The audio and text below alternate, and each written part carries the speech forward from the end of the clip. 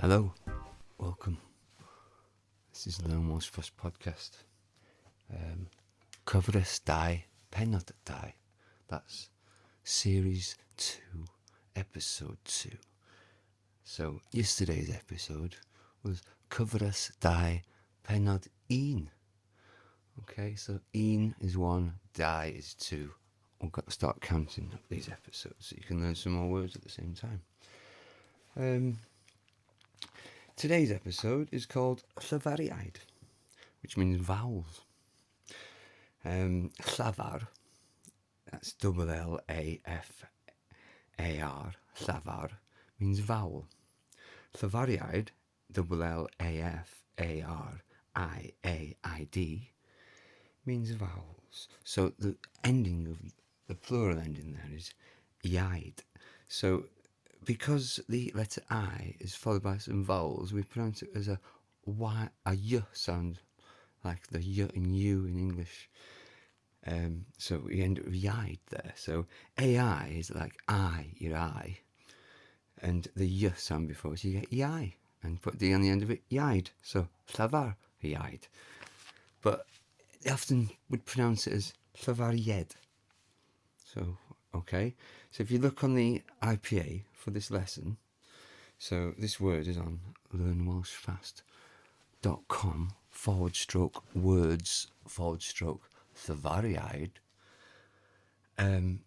That is the website address where you'll find all the information for this word, how to say it, how to pronounce it, and the IPA. And you'll see on there that there's 2 different IPAs and 2 different ways of saying it.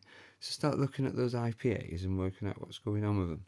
Get used to them. They allow you to see differences in how quickly and how words are said, especially between one dialect and another. In those dictionaries like Wiktionary and others that have the IPA. The iad plural ending, we've seen it before recently. So we had it in Doctoriaid. So that was one of the podcasts that I like and that I recommend. Doctoriaid Cymraeg, doctors, Welsh doctors. So, and the other one was Tutoriaid, which was the name of an episode that we did. Yes, Tutoriaid private tutors, just a few back. So that's a common plural ending. It's in Llafariaid, Doctoriaid, Tutoriaid. Okay, and other plural endings that we've had recently is EI, IAU, and IAU. So them 3 are quite common. But there's lots of others, and they're difficult to understand which one to use. So you've got to sort of learn the words with them, which I've mentioned before. So learn the plurals with the singular when you learn a word. Where are we? Mention the words page. Also on the website, if you don't want to type in Learn Welsh fast forwards for all words, blah blah blah, you can just go to the website, and on the drop down navigation there's words, and then in there's another drop down. So and if you're on the website, there isn't a drop down for the menu. You just go into it says words, and then on that words page, which is Cymraeg as the default one there at the moment, you can do the drop down, choose a word. So there's hundreds and hundreds, if not 1,000 words. I don't know how many words there's, lots. So they've all got a page and lots of information on there. Some have got all the information, some have got extra, some have got sentences, related media, derived terms. I've not put any conjugations or inflections on there yet. I will be doing, but it grows all the time. I had more and more pages, I had more and more words, and I had more and more information for those words. So just have a look in there, just treat it as another dictionary, have a look in there. If you're learning a new word on another dictionary from another course, whatever, and you want a bit of extra, you come and have a look at my word. There might be a few extra quiz questions for it, or something else to drill it home and make those words sink in. So we're looking at the vowels, and there's 7 vowels in Welsh, and that is A, E, I, O, U, like in English, and then there's W and Y. But they're not called that in Welsh. They're called the long pronunciation of each vowel, usually, and that's R, A, E, or E dot, because there's a dot above the I. And there's O, and there's E, or that's up south, up north, it's called E, and down south it might be called E bedol or e coupon. So there you go. And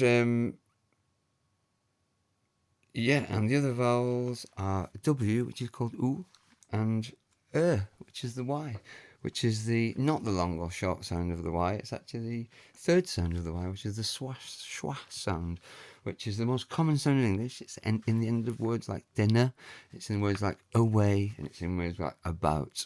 It's generally pops up as an ER in English, and with a silent R. It often pops up as beginning of an A word, like about, ago, that kind of thing. Is a go one? Not sure. Don't hold me to that one. But away and about her. So look out for it. It's an upside down E IPA symbol. So it's connected to the E sounds. And it is it's there. And if you look on the IPA on new words, you'll see it. It's in, if there's Y's, in 3 Y's in a word in Welsh, like ysbyty, the first few syllables, not the final syllable, probably have the sound, the schwa sound that I'm talking about for the Y. So there you go. There's a third sound for the W as well. It doesn't just have a long and short sound, it has a w sound, the consonant sound of W, like we know, that wet. And in Welsh, it's in wedding, weddy, these sort of words.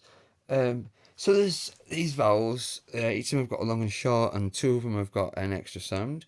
And then we've got, so that's 7 vowels with 2 sounds each, and 2 of those vowels have a third sound. Okay, and we'll come on to them further, but I've gone over them there. They'll be in the next lessons. We also need to look at the markings that you can put over vowels, and because they can be long or short, there are 2 markings that just lend themselves to saying this is short, this is long. So you just put the downward stroke, which is called the grave accent in English. That means it's short. And if you put the acute accent, which is going upwards, means it's long. So you're dragging it out, it's going longer. I don't know. I know it's the long and short aspect of that. So one goes down, short, one goes up, long. So and they have Welsh names for those 2, and one's called Llafariaid, so that's falling. That's the grave accent, and diaeresis. I don't know the word pronunciation for that, and I don't really know the meaning of it or pronunciation for that word. I should have looked that up before I did this lesson. But the acute accent, the long accent, it means we're marking this vowel as long. So if it's an A, it's R. So there's 2 of the markings. One of the other markings, the main one, is the toe bach, or the roof, or the little power of symbol, little up and down line. In Welsh, it's called toe bach, little roof, or it's called acen grom, which is bent or curved accent, or sometimes it's called hir nod. Hir means long, nod means mark, so long mark. And what that's saying is, it's saying it's long as well. But the other 2 that were up and down, they were saying they're kind of saying it's long and short when it wouldn't normally be. But this one's just saying it's long. In the word dŵr, for water, it's a long oo, long W. So it has this symbol, this circumflex. And then we got the last one, which we all know as the umlaut, because it's a German symbol, and we see it in some words like the band name, Motorhead. Blue Oyster Cult has it in it. Motley Crue, you know what I'm on. A double dot above the U or the O, or whatever you see. Häagen-Dazs ice cream has it in it as well. Okay, in English it's called diaeresis. Diaeresis. No, it doesn't. It's not called that. I looked it up earlier on. I can't remember what it's called. But I might just stick in a proper pronunciation of it in this gap. Diaeresis. Oh, the sound's coming up. So I've covered all the phone notes, covered all the sound vowels, all the sounds, giving you something to go back off to. Another plural ending sinking in. And we've got a few numbers starting off. So it's alright, isn't it? Next lesson. See you tomorrow.